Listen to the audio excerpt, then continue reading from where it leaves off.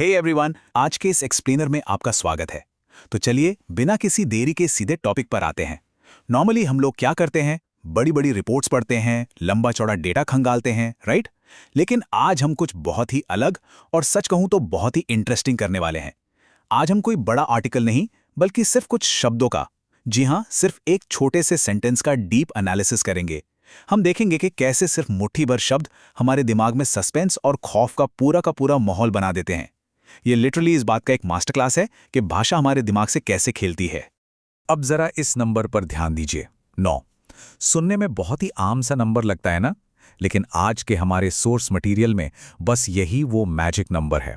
सोचिए, किसी को डर के एक घने साए में डुबोने के लिए किसी लंबी चौड़ी कहानी के नहीं, बल्कि बहुत ही चालाकी से चुने गए सिर्फ और सिर्फ 9 शब्दों का इस्तेमाल किया गया है।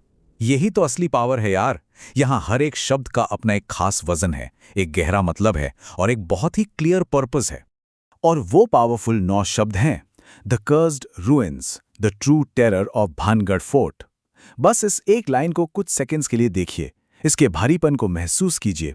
ये कोई नॉर्मल सा टाइटल नहीं है बॉस, ये अपने आप में एक पूरा का पूरा डरावना एक्सपीरियंस है। बिना कोई एक्स्ट्रा बैकग्राउंड या कॉन्टेक्स्ट दिए ये अकेला सेंटेंस आपके दिमाग में एक बहुत ही अजीब सी मिस्टीरियस फीलिंग छोड़ जाता है। तो चलिए अब इस छोटे से सेंटेंस का पोस्टमार्टम करते हैं और देखते हैं कि ये जादू आखिर काम कैसे करता है। सेंटेंस का पहला हिस्सा देखिए, द कर्स्ड रूइंस।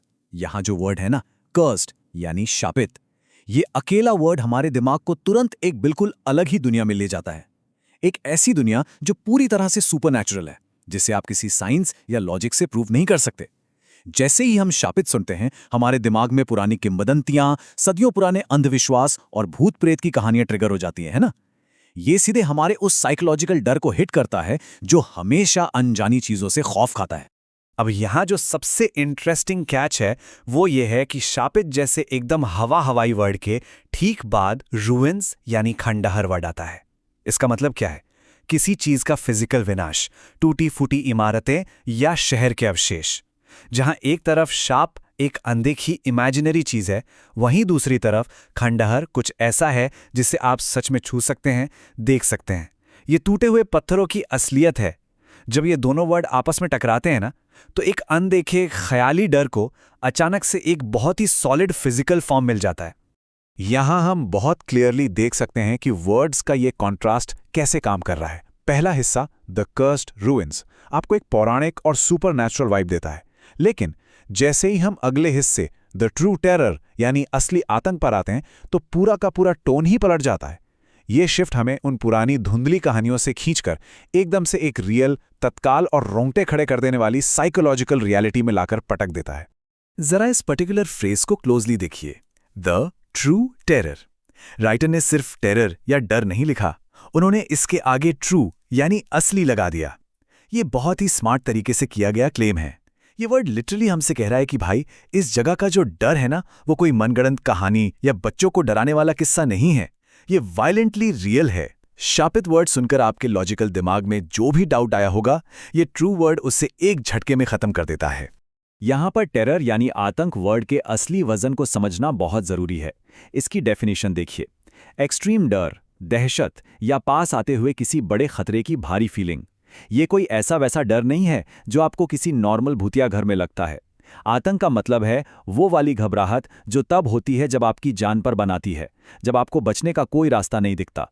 ये वर्ड चीख चीख कर कह रहा है कि यहाँ की फीलिंग किसी नॉर्मल बेचैनी से बहुत आगे की चीज है। ये वो डर है जो इंसान को अंदर तक पूरी तरह से सुन्न कर दे।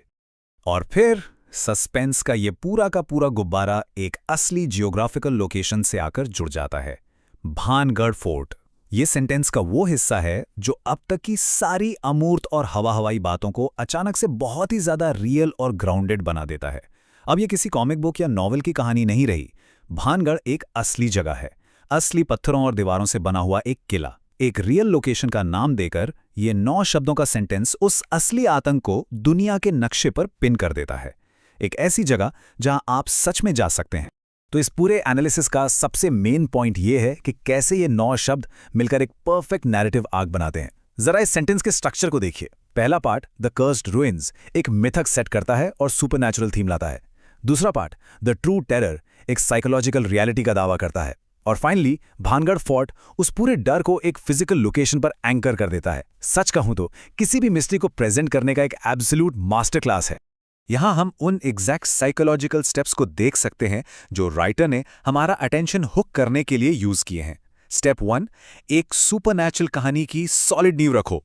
स्टेप 2, ये कॉन्फिडेंटली क्लेम करो कि ये सिर्फ एक कहानी नहीं बल्कि एक डरावनी सच्चाई है। और स्टेप 3, उस डर को किसी ऐसी फिजिकल जगह से जोड़ दो जहां असल में जाया जा सकता है।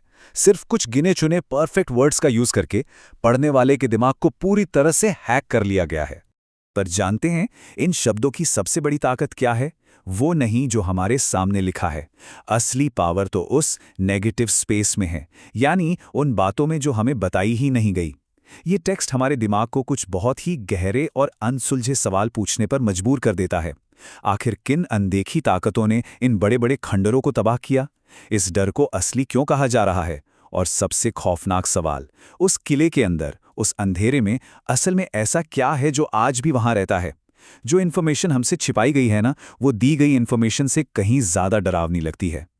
और फाइनली हमारा ये पूरा एक्सप्लेनर हमें इस एक थॉट प्रोवोकिंग सवाल पे लाकर खड़ा कर देता है कि भानगढ़ किले में असल में ऐसा क्या हुआ था जो इतने भयानक और इंटेंस टाइटल को जस्टिफाई करता है।